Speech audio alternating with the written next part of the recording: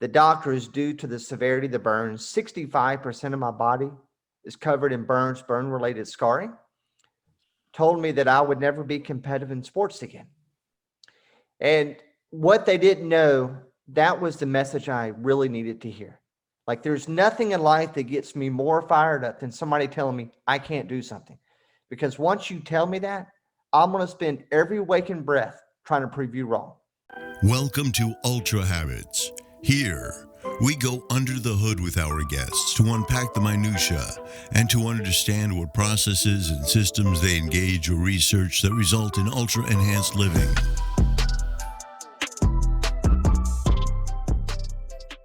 Howdy folks, it's RJ Singh and Mara May, and we're coming from the front of my house. It is a beautiful day and we need to get some sun. We're here to introduce our next guest on the Ultra Habits podcast, and it is Shay Eskew, the unbelievable man. He's the definition of the corporate athlete. We came across each other on LinkedIn. We have a mutual appreciation for the endurance world. He is a Ironman, and not just an Ironman. He has done 50 odd plus events across the world, and he has performed at an elite level. Now, what makes Shay's story amazing is that when he was 8 years old, there was an incredible accident in the neighborhood where he got a light. He got set on fire and he ended up getting covered in burns. Over 65% of his body was covered in burns, folks. And it was an arduous journey over the years. It's been over 30 odd surgeries. He's had to reconstruct his face, his body, his ears, and everything. And this man is truly amazing. What he has done in his life, from not only corporate, in terms of his corporate success, but his athletic success, his family success, and his philosophy and the way that he views life is truly, truly remarkable. He's written a book called What the Fire Ignited. It's short, it's punchy, it's inspirational, it's motivational, it's everything above that you would imagine that would come from a man that has been through such trials and tribulations to come out on the other side of success. He is a remarkable man. We really enjoyed our time together. We had a really good conversation about life and about how he approaches things and what the fire ignited. So guys, I really hope you join us on the next episode and that you really enjoy this episode. And as always, we are super, super keen for your feedback. Anyways, guys, take care. Have a wonderful weekend. Peace out. Shay, it's great to connect with you on the Ultra Habits podcast. I feel like I've gotten to know you over the last few days. I actually just finished your book yesterday, so everything is really fresh. And usually on this show, we dive into the nuggets or what we feel to be the lessons and teachings.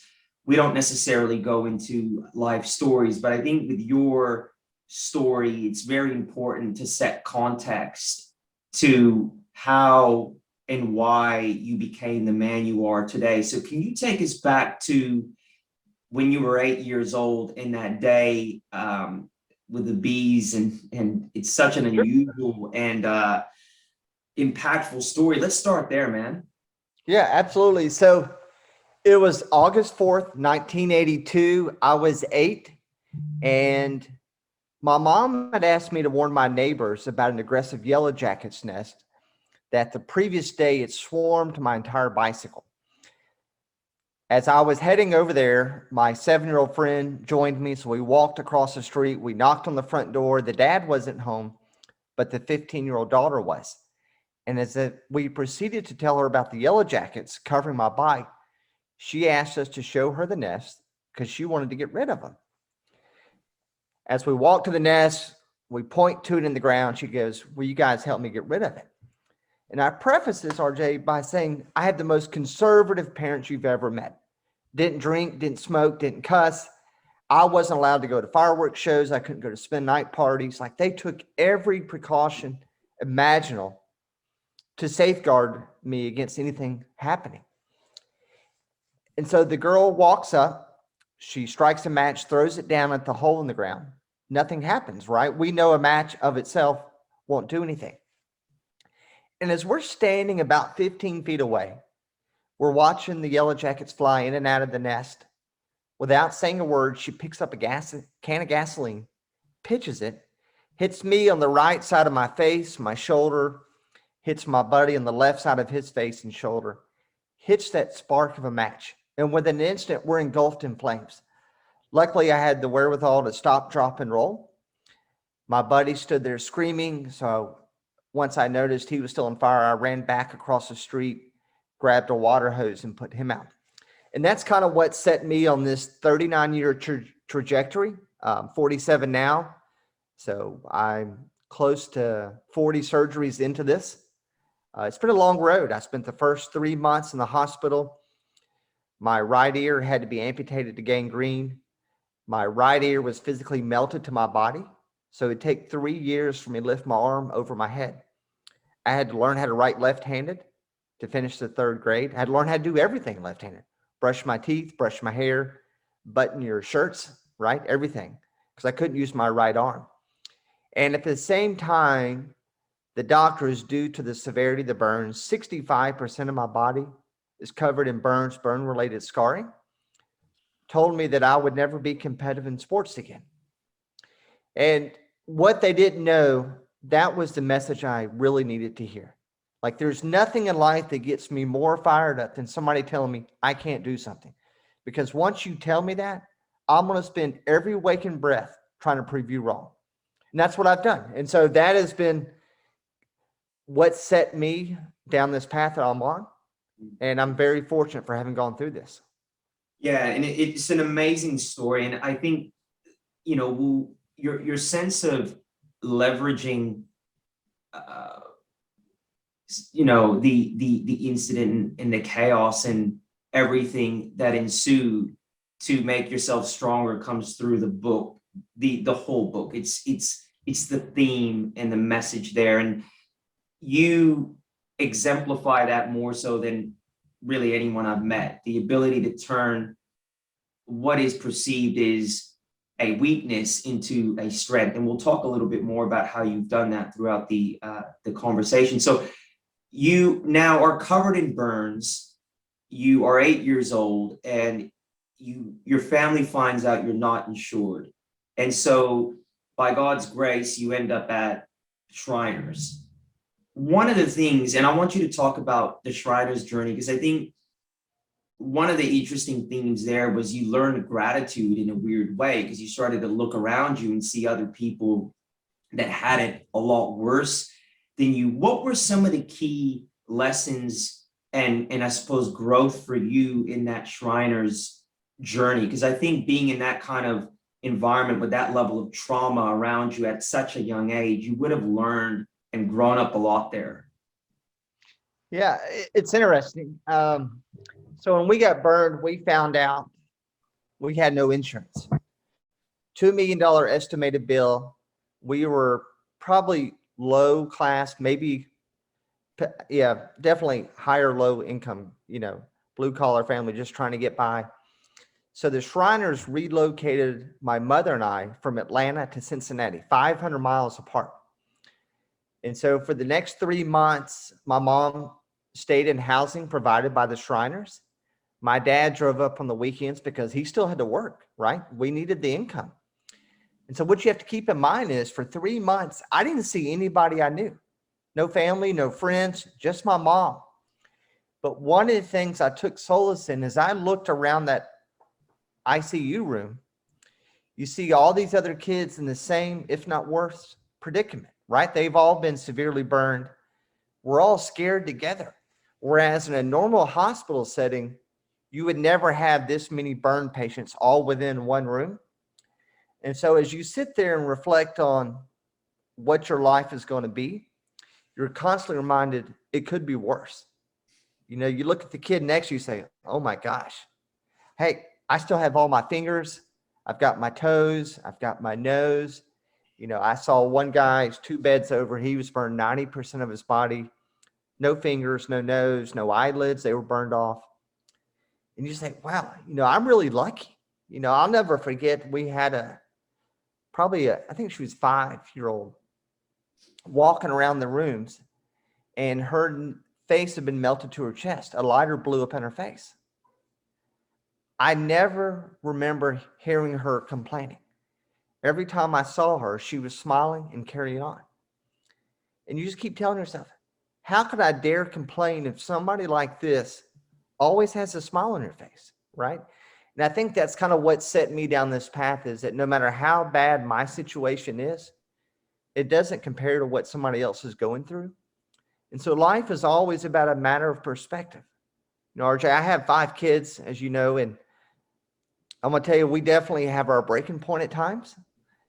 And then I remind myself how many people that couldn't have kids, or how many people that have lost a kid, would give anything to have 5 bratty kids. Like, they would love to have their kids say, I'm not eating my dinner.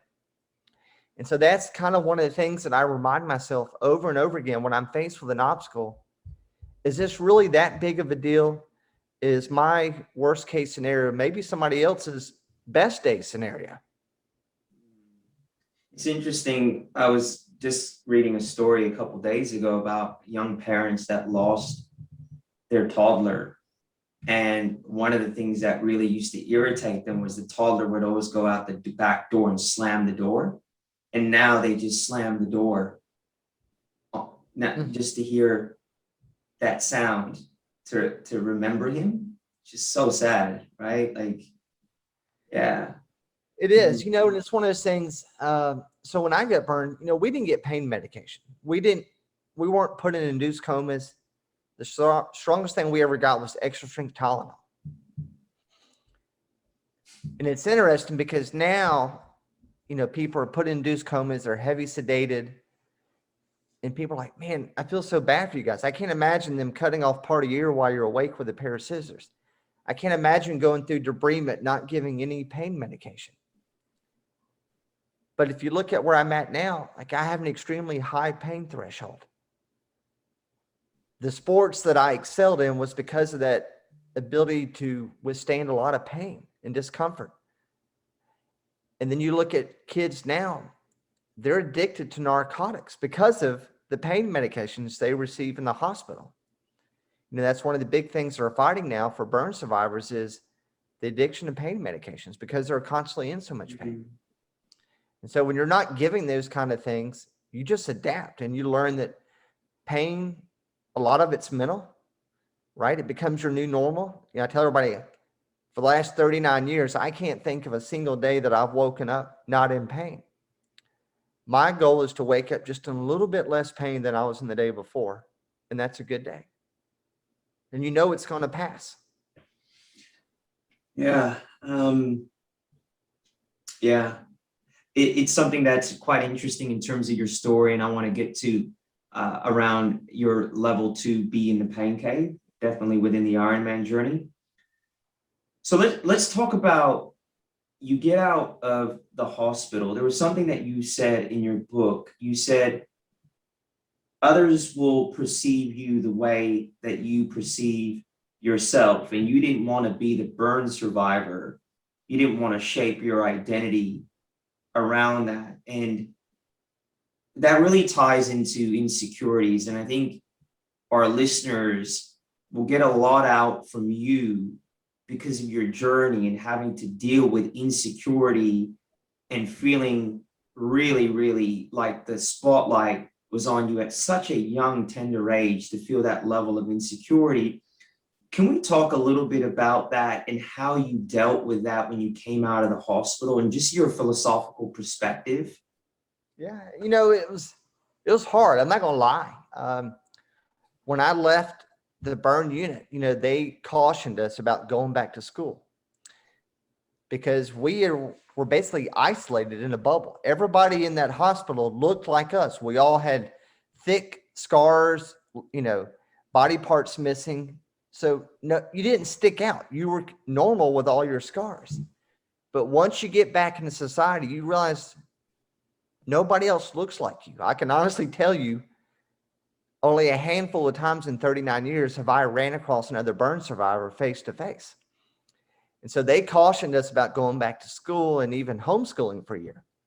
My parents sent me back to school 2 weeks later.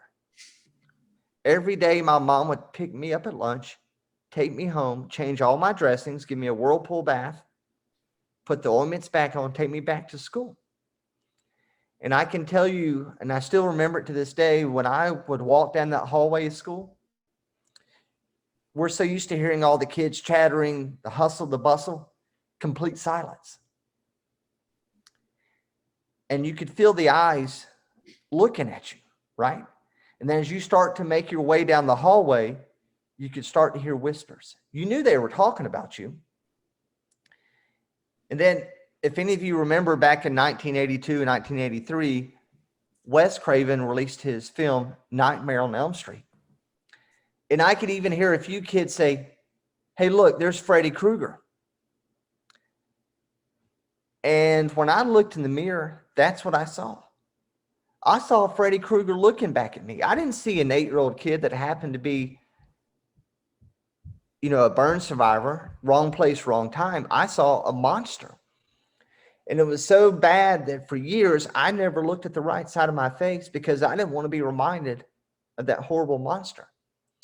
And I remember crying myself to sleep at night, begging, praying for God to take away the scars. Like, what could an 8-year-old have done to justify this, right? Because that's what we think is things are a punishment. And the more I started praying about it and thinking about it, the more I realized, you know what? This is not punishment. It was simply an accident. And it's going to be something I have to live with the rest of my life. So I can either play the victim card and expect everybody to feel sorry for me, or I can make the most of a bad situation and have fun with it. And so I'll never forget that empowering moment going back to school. And those same kids, when I would hear them say, hey, Freddy Krueger, I would turn back to them and say, yes, I'll see you in your dreams tonight. And it put it into it real quick, right? And that's what I learned is that once I embrace these scars, I own this. You can't break me down. Mm-hmm. And so I was able to get mentally tough at an early age. I had to. It was a survival mechanism. People always come up, hey, where's your ear? You're like, what are you talking about? They said, you don't have a right ear. I said, yes, I do. They said, no, you don't. I was like, and I'd reach up. I was like, oh, crap. Where is it? Can you help me find it? I've had kids looking for it in a swimming pool. They were convinced it was sitting on the drain. And that's what life's about, right? Like once we're comfortable in our skin, we broadcast to everybody, look, I'm confident. I'm okay being short, tall, big, thin, whatever, And we broadcast that to everybody, and strength resonates, and people are jealous of that. They wish that they had that same level of confidence about their insecurities. It's not an easy process, but once you just say, look, this is what I'm doing. I'm going down this path. I'm not turning back. Life looks completely different, right? I would say that's one of your superpowers, Jay. I think that is one of the most admirable qualities, and it wasn't bestowed on you. You got it under a baptism of fire, literally. That gift of being able to be who you are is take the piss out of yourself, as they say in Australia, and you take that ammunition away from everyone around you. Yeah, and that's what you realize. These things in life that people perceive as a setback, you want to say, name one thing in life I've ever missed out on because of being burned. Name one thing. I've got 5 amazing kids, a beautiful wife of 17 years, successful career. I've achieved very high levels in athletics. Name one thing I've ever missed out on. Did I have to work 3 times as hard as everybody else just to be average? Hell yeah, I did. But it meant 10 times as much because I had to work so hard for it. And that's one of those life lessons, like you wish you could teach every kid. The things that mean something to you are the things that you suffered and sacrificed to get. It was never the things that people gave to you. None of us sit around the campfire and have a beer and say, hey, remember when that just fell into my lap and I didn't do anything? Right? We're telling the war stories. We walked up the hill barefoot in the snow, both ways, That's the stuff that we love. So why do we shy away or play the victim card the moment something bad happens? If anything, we should be excited and say, oh my God, when I get through this, imagine how freaking amazing I'm going to be. I'm going to have a new tool in my tool belt to overcome the next obstacle as a result of this.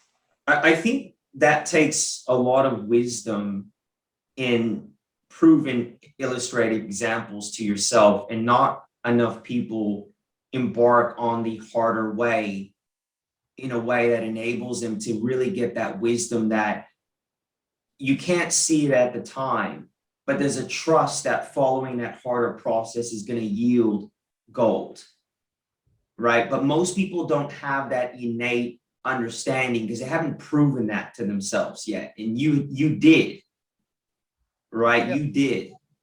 And I think that that's a great point you're hitting on. It's when you have a basis for saying, look, I know what real suffering looks like. I've been through real hell, literally. And so I'm not scared of it. I've been there. You know, I've experienced the lowest of lows, and I know no matter how bad it gets, I'm always going to survive. And that's what most people don't know. They don't have that confidence that, look, when everything's just crashing around me, I'll still be okay. I may not be as good as I was, but I'm always going to be okay. And that's one of the things as a family unit that's held us together. Like, we've lost our house in foreclosure. I've barely paying my bills, but we didn't panic because we said, no matter what, we will always get through it. We will do whatever it takes to get through this. And when you truly know that, life's pretty easy. But what happens is most people don't.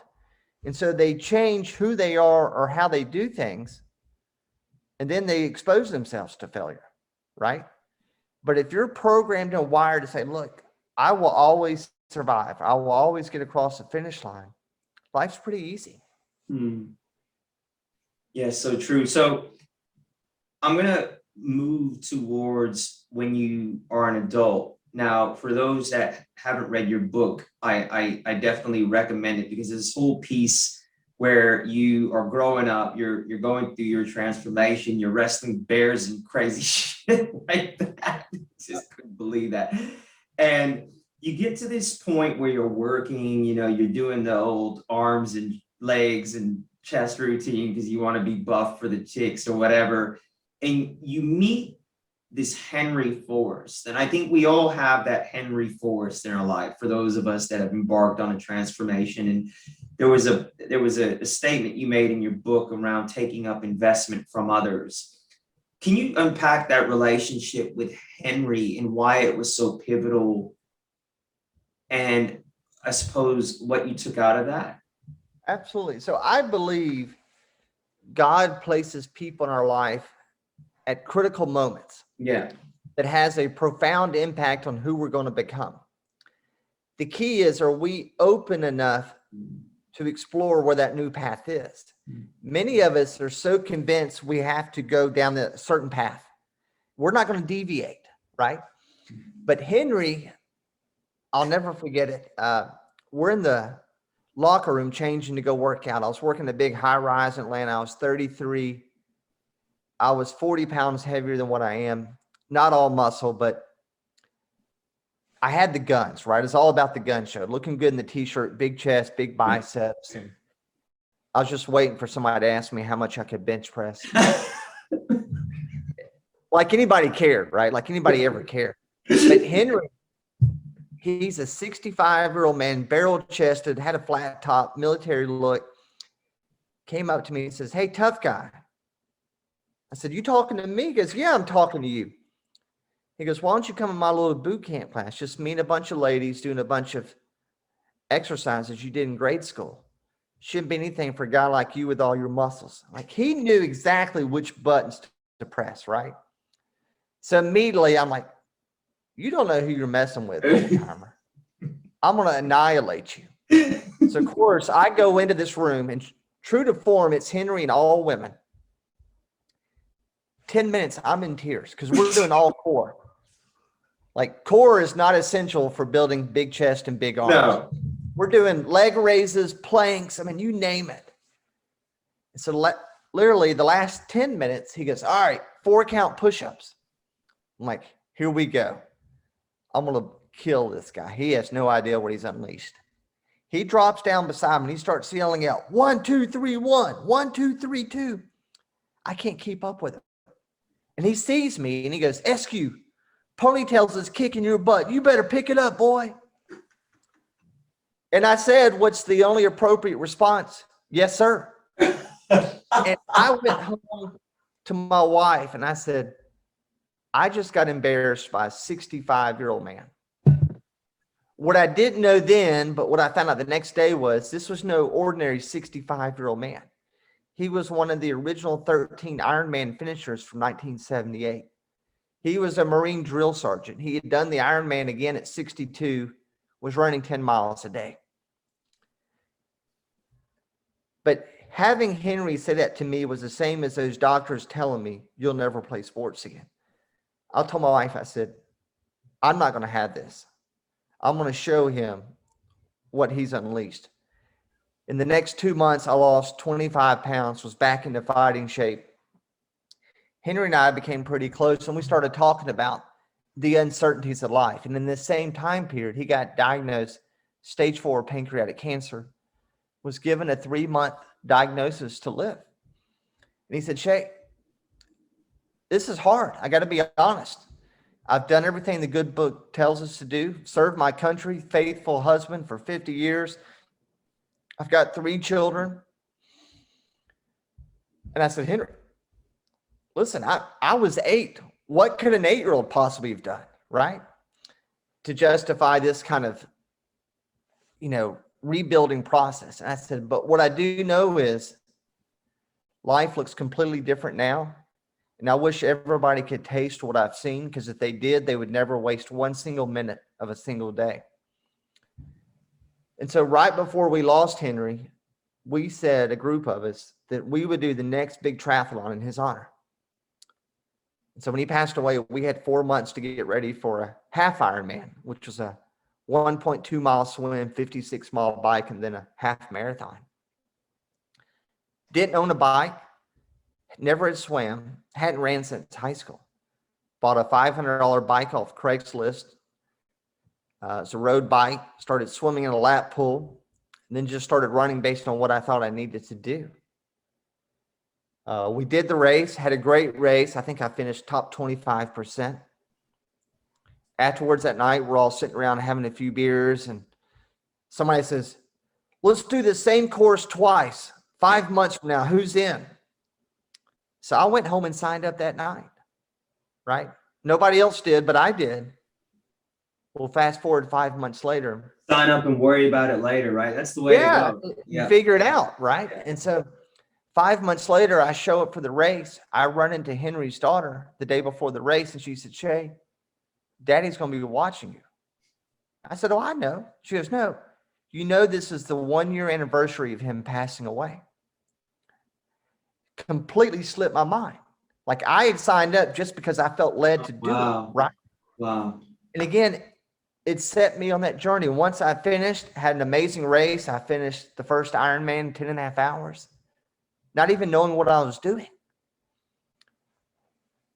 And haven't turned back since. And that's what I keep like. And so when I meet people in life, I always kind of say, like, what are they trying to bring to my life that's missing right now? What can I learn from these people? And that's how my book came out. I met a guy for dinner, Jack Daly.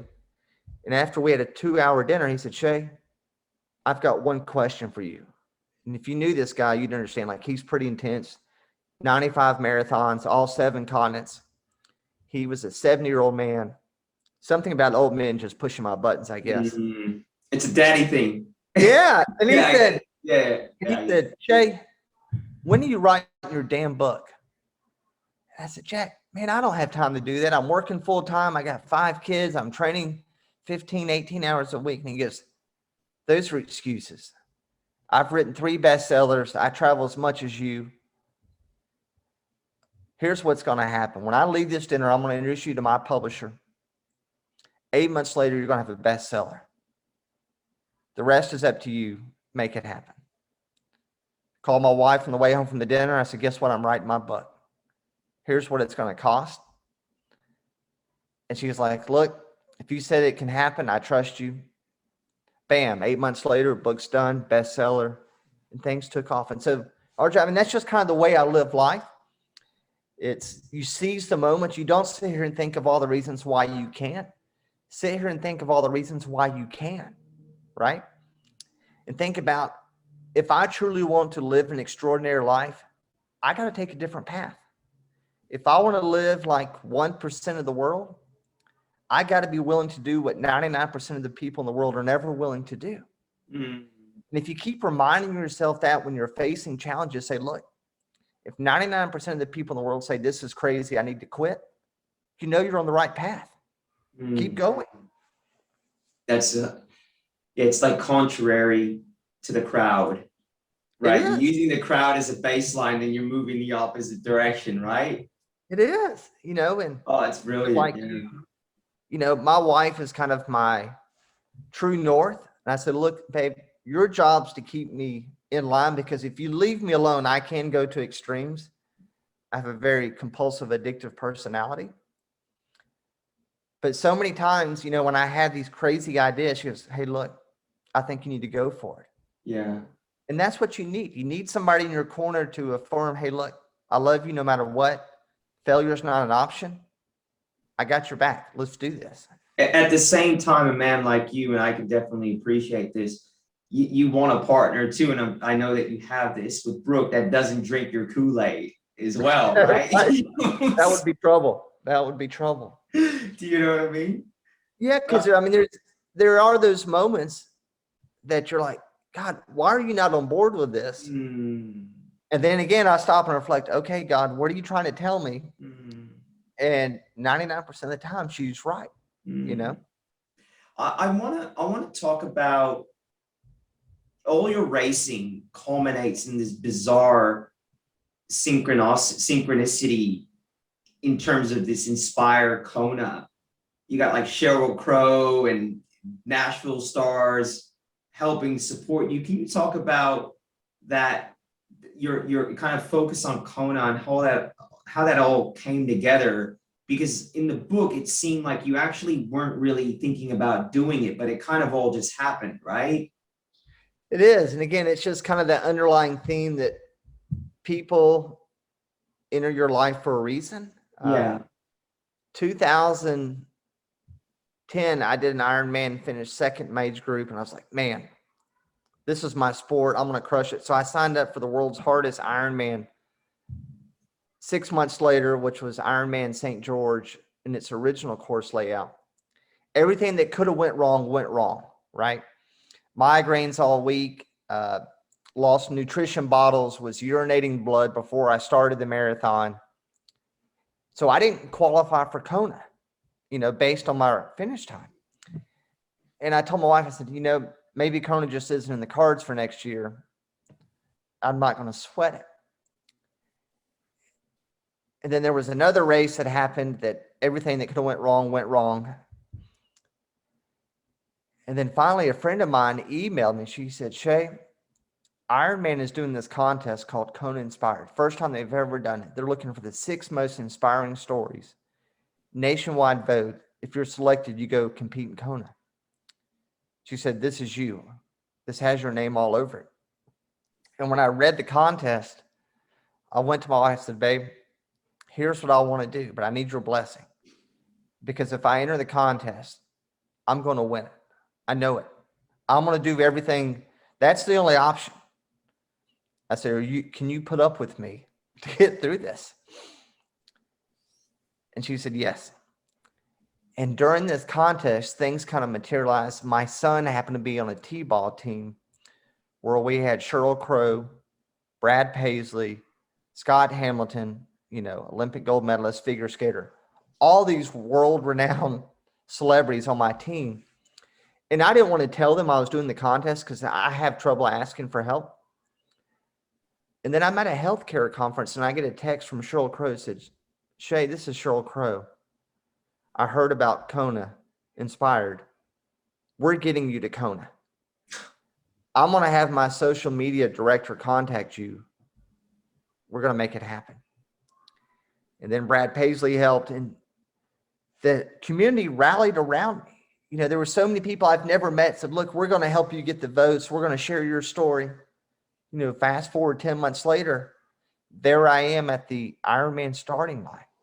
And RJ, what's so interesting, like if you think about it, so I was one of the featured athletes from the NBC broadcast of it. Had I qualified for Kona on my own accord based on my finish time, nobody would have heard my story. Mm, I would have been one of 2,500 racers out there. yeah. But because of the way I qualified, Yeah. thousands, if not millions of people heard my story. And again, I couldn't help but feel like this was a divine intervention and a way to impact people differently. And to this day, people still reach out and say, hey, thank you for sharing your story. I was battling addiction. I was going through a divorce. I lost a loved one. You name it, right? Like we're all battling something. And I think we all just need that reassurance. We're going to get through it. And that's why I keep saying that my plan isn't always the best plan. And I have to be open to when it's not and go down those alternate paths when they present themselves. And every time that's happened, the way it materializes is so amazing. I could have never made it up, right? I couldn't dream up the way Kona happened. And it far exceeded the experience I would have got had I qualified under my own. Mm. Yeah, that was when you throughout your book, you tend to look at things through the faith lens, which is very interesting because you start to see how, yes, these things, there was some divine play here, or there was some play at work that had things gone the way that you planned would never have eventuated the way it did, right? Right. Let's talk about your relationship with Brooke and your 5 kids. Now, this is something I like to talk to with a lot of our guests because, like myself, and I selfishly like to talk about this topic, I find my pursuit of the insane can sometimes really push the family to the edge, and I need to be very careful. When you're training, and a lot of people may not realize, for professional athletes, it's all well and good. They can sleep during the day. They can do double sessions. For people like us, we're running businesses. We have many moving parts. We have kids. And to train to this level, there's a lot of fatigue, but life doesn't stop. So can you talk about how you've managed your drive in relation to maintaining a successful marriage and being a present father? Because you know as well as I do, those long runs, those long Saturday, Sunday sessions, you come back, you're not, when they compound week on week, you're probably not optimally performing as a parent or a husband. So how did you manage that whole piece? And what's your view on it? It's interesting. So the first thing I did, and I had received advice from the book Be Iron Fit, written by Don Fink. And he laid out a 30-week plan. He said, step 1, share this plan with your significant other and say, what about this scares you? And that was key. And so my wife, when we went through it, I said, look, at its peak, here's what we're looking at. I said, what do you need? Because sadly, it's a very selfish sport at times, It right? is. It is, yeah. And she goes, look, number 1, you need to do your training early in the morning. I don't want you cutting out from our family time at night to go train. Mhm. And then secondly, I need 2 days breakfast in bed. That's the ban. So for 13 years, 2 days breakfast in bed. And so one of the things that we try to do is the races, make it a family event, pick some really cool destinations. I've raced in 13 different countries, 5 continents. We've seen some pretty amazing stuff. And getting to experience races through that lens, like I took my kids to Kona, all of them. They were there at the finish line. We experienced, everything Kona had to offer. I took my kids to Edinburgh, Scotland. Like, how cool is it to see your kids on the course in Edinburgh? And the thing, like, I've got a poster taped up in my pain cave, which is where I do all my training. My 11-year-old wrote this, and it says, have you been to Europe? I have. I got to cheer my dad on as he was doing the Ironman. He was sweating so hard and working really hard, and he came by and gave us all high fives. Those are the memories that will be cemented in your kid's brain, right? Mhm. Like, I've always tried to be the parent that doesn't say, do this. I show them. Yeah. I want them to emulate based on what they've seen. But with that, I try to be very careful not to put my racing objectives above theirs. And so all 5 of my kids are in travel soccer. As you can imagine, that's a challenge. And so I map out, all right, where are we this weekend? What does my training need to be so that we can be there at all the meets? I take my bike trainer and my bike into hotel rooms. So I've ridden 100-mile rides inside a hotel room. You know, I've ran 18 and 20 miles on treadmills and hotels. So you just figure out a way to make it. And then you also realize there's other times you just can't get the training in. And so one of the best advice I received from a pro triathlete was, you're better off being 80% fit and 100% family happy than 100% fit and 80% family happy, right? And also one of the big things, like I'm sure like you, like I track all my workouts and it measures training stress score, the impact on your body from the training. And so I know going into the big races, because the workout intensity is so much, I get very cranky. And so I'll warn my wife, say, hey, look, these next 2 weeks, give me a little slack. I promise I'll make it up to you. But just know if I'm extra cranky, here's why. And I think being in tune with your body and being able to relate that to your partners as opposed to assuming they know, right, is key. But, you know, at the end of the day, I tell everybody, your kids really don't care how many Ironmans you've done. They just care your mom, your dad. And that's what you got to remember. Like, why are you doing everything? Keep in perspective. It doesn't mean you can't mutually pursue both goals, but just always know if you're conflicted, you need to defer towards being a parent over being an elite athlete. Yeah. Yeah. And I think that's where the corporate athlete struggles, having that wisdom and that sense of control when you start to push that outer limit, you know, which is encroaching on the family or impacting the family, to pull it back. Because you're right, endurance sport is a highly selfish pursuit. And I think that having the awareness first and then using that awareness to understand the environment and be fully in tune with where you're at. You know, like I know if I'm going to, you know, I've got maybe a 100K race or something in 3 weeks, I start to build up and I know, yeah, those last 2 to 3 weeks, I'm going to be grumpy, you know, and I need to give ample warning to everyone around me. And I even try to augment sometimes the run where I'll do it closer. Usually I'm like you, I do it really early, but I find when I do those longer runs, if I can do them closer to when I sleep, there's less grumpy time, you know, because I just try to play around with the whole scheduling so I can be the best I can in the environment at home.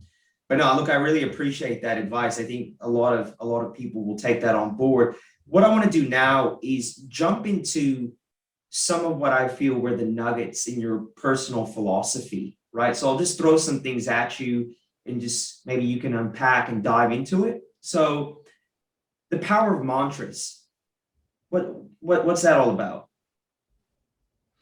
Well, you know, so a big thing is when you're talking about the power of mantras, like I have a set of maxims I live by. And I believe if you want to be successful in life, you have to be able to write down, like, what do you stand for? Right. And so share that with people. And so I put it's in my book. It's also on my website, What the Fire Ignited.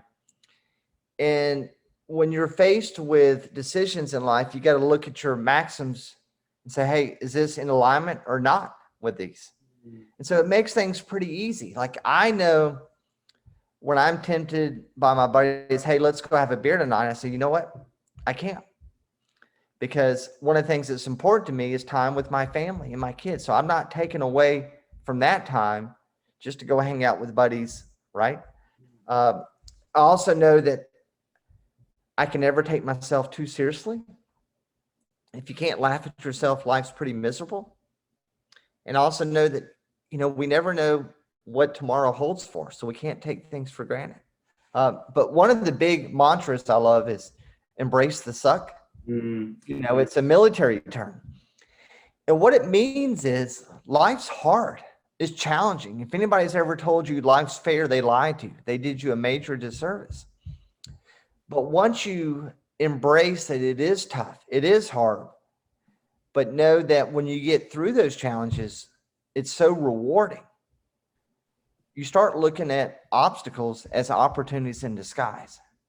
And so that's kind of the key. It's, you know, constantly reminding yourself, hey, embrace the suck. I'll get through this. Don't look at it as, oh my God, life's coming to an end.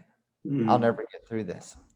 And just on that, that kind of dovetails beautifully into goal distractions. You talked about, I think as a, you know, again, is someone competing at an elite sport level whilst being corporate and running a family, you have to be ruthless with your time, and the priorities need to be the priorities. In your book, you talk about goal distractions. Unpack that a little bit for us, Shay. Yeah. And so sadly, you know, many people don't realize time is our biggest asset, right? And we have very limited amounts of it. And so if you know you only have 24 hours a day, and if you're going to assume you're sleeping 7 hours a day of it, what do you do with the other, you know, 17 of that? And you start mapping it out, what it looks like and what you want to get done. And so when people start saying, hey, can you do this? Can you do this? You got to look at, is this in alignment with my goals? Because unfortunately, people aren't always respectful of your time. And so I think the key is you just got to learn how to say no, and just tell them, say, listen, I'm sorry, but I can't. I made a bigger commitment to myself and to my family to focus on this. And so it makes it pretty easy to say no to things. I think to be successful, you have to know what you're willing to sacrifice, because you can't achieve goals without sacrifice. But on that same vein, know what you're not willing to sacrifice. Like, I'm willing to sacrifice TV. I'm willing to sacrifice hanging at a pub watching a sporting event. I'm not willing to sacrifice family time. I'm not willing to sacrifice being a dad and a husband. And so it gives me a lot of clarity when I'm faced with distractions that I know are going to deter me from achieving my goal. Yeah, it's so well said, man. You talk about top achievers focus on tomorrow, not what they've done or won. Talk about that. Yeah. So I try not to live based on what's been done in the past. You know, so many people I know keep telling stories of what they achieved in high school. They peaked in high school. We all know those high guys, school, right? right? I'm like, Yeah. I'm 28 years past that. You know, I'm playing for the end games. I'm jealous of what these 70-year-olds are doing. You know, my buddy Jack at 71, we did the Grand Canyon rim to rim to rim run. Oh, wow. So what I did yesterday is great. You know, you can pat yourself on the back for 5 minutes, but let's focus on what I'm going to do tomorrow. And it's not to say I'm not satisfied, but I never want to be complacent, right? It's, you keep wanting to find out just how far you can push yourself without going too far. But on that same token, it's, as a result of getting burned, I realize tomorrow I'm not guaranteed, right? I mean, something could happen tonight. And so with that, I need to know that if today was my last day with my full mobility, am I happy with what I did today? So before every surgery, you will find me exercising in the hospital room. You'll find me doing push-ups, curls, everything. Because I tell myself when I wake up, if I can't do what I could do before the surgery, I'm okay with it. I didn't squander that time. I just had a torn rotator cuff, torn labrum, torn bicep fixed a year and a half ago. Literally, as we were pulling out of the driveway, I stopped the car, ran back inside, and did 20 more pull-ups. My wife goes, what the hell are you doing? We're going to be late for surgery. And I said, look, I just wanted this one last memory just in case this is the last time I ever do a pull-up. And those are the kind of things I try to always approach life. You know, no matter what it is, if this is your last time doing it, are you okay with it? How, so I believe in a higher power. You know, I would consider myself a spiritual person, and most people that I talk to that are high performers have a sense of faith or purpose or whatever you want to call it. I know you're a man of God, Shay, and I want to talk about your faith and how through the journey of being a child, probably at some point yelling at God, questioning your faith, your faith gets stronger. How has faith for you evolved over time, and how has faith and trust helped with your level of resilience and grit? Yeah, for me, it gives you hope. And I think as a kid, even as an adult, that's what we all need. We all just need hope, right? If you don't have hope, life's pretty miserable. And I think, the faith has always provided that assurance that, look, if I just keep doing the right things, things will get better. They may not be perfect. They will never be how they used to be. That doesn't mean it won't be better, right? Like I tell my, with the scars, it's been a challenging life, but I also think it's been pretty freaking amazing. I spoke to my son's 5th grade school today. And when I was doing the Zoom, I took my ear off for all the kids. And I asked them, how many of your dads can do this? In 20 years, you'll be taking your teeth out too. We'll do all of it. But that's what you got to keep thinking. Like, what are some of these things that I can do that most people can't do that are a result of getting severely burned, right? So I don't know. I can't ever feel like where my faith has let me down. I've had my fair share of hardships, but who hasn't? And I don't try to compare and say what I've went through is harder than what you've been through. And I know that no matter what I've been through, somebody else has went through worse. And they've not only survived, but they thrived, right? And I think that's what you got to just keep things in perspective and realize your faith will never let you down. But when you lose it, like, what else do you have? Like, yeah, I don't know. It's, people always say, oh, you believe in fairy tales. I said, look, if you would have seen what I've seen, you would know there is a higher power driving this. There's no other way to explain the things that I've experienced without there being a higher power behind it. Yeah, and I would say that your faith is developed into trust. Like, I think you have a knowing, right? Like, I think there's that faith, and then there's that knowing that comes from actual trust, and you exude that.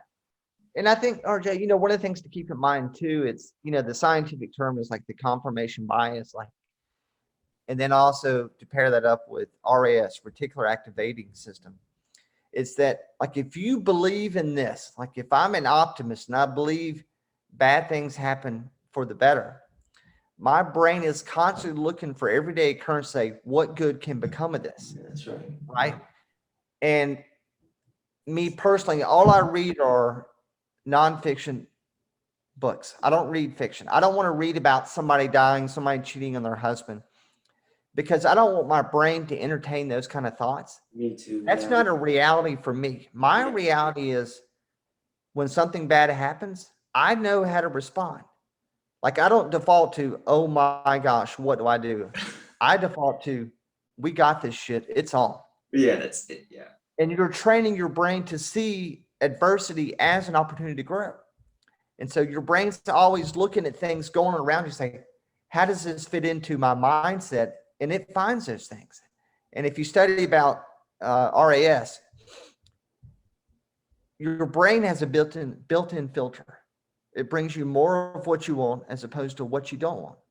One of the examples I like to tell people is, think about when you got your first brand new car. Like, you were so excited about it. Like, oh my God, this car is amazing. Nobody's got it. On the way home from the dealership, you saw 3 of them. And you saw one of those in the parking lot at work. Did all those cars suddenly appear? Did they go out and buy it just because you got it? No. But now it had importance to your brain. So your brain every day is applying the filter and says, all right, where is this 2000 Toyota Camry? And it shows you instances in everyday world of it going on. And the same could be applied to overcoming adversity. Your brain starts looking for everyday occurrence to say, look, here's somebody making do with what they got. Here's somebody overcoming extreme hardship. And then it brings you those occurrences. Yeah, well said. I totally agree with that. I wanna as we get to the end of the show, I want to talk about, usually what we do is we ask our guests about habits and routines and things that they do in their lives. But I think you had articulated it beautifully in your book with how to ignite your fire today. So what would you say to some of those would-be corporate athletes, or corporate athletes out there today that are in the trenches? They're trying to kill it in business, be an excellent husband or wife. They're embracing athletics or sports or whatever their form of purposeful suffering is. How would you, or what advice would you give to them in terms of igniting their fire? Yeah, so I think it's all about having a schedule, being very regimented. For instance, so I get up at 4:30 every single day. And when I get up at 4:30, I make coffee, add an extra shot. I eat 2 frozen blueberry waffles. I read nonfiction for 30 minutes, and then I fire emails for 15 minutes, and then I start my workout. But one of the things that you realize is, in order to get up at 4:30, there's some things that have to happen the night before. I have to lay out my gym clothes. I have to write my workout out on my whiteboard in my pain cave. I have to look at meetings I have coming up for work. What are my commitments? And so there's all these things that kind of contribute to being successful, right? You start time management, being efficient with your time. So you can't just wake up at 4:30, right? There's all these things that have to go into that. And then once you start mapping out your week, you start realizing, all right, if this works for just working out, how do I apply this to achieving life goals, right? Like I knew at 43, I wanted to be in the C-suite, in business. And I know statistically, the role that you're in at 50 is the role that you retire in. And so I started backing in and said, wait a minute, I'm 43, that's 7 years away. I better put a 5-year plan in play now if I want to get there before I'm 50. I can't wait till I'm 48 and then try to get there. It's not going to happen. And so to make that happen, I had to quit the most profitable job I've ever had. But by the time I was 46, I was able to hit that goal, of working myself into a, senior leadership role. But it all started from applying the Ironman training, being scheduled, regimented, set a task where you want to be 3 and 5 years, and then backing into that to figure out what do I need to do tomorrow. One of the things that you said in your book, now that you mentioned your schedule, that I totally agree with, and I don't know if it's a result of, for those of us that train heavily in the morning, because you have to be so controlled with your time.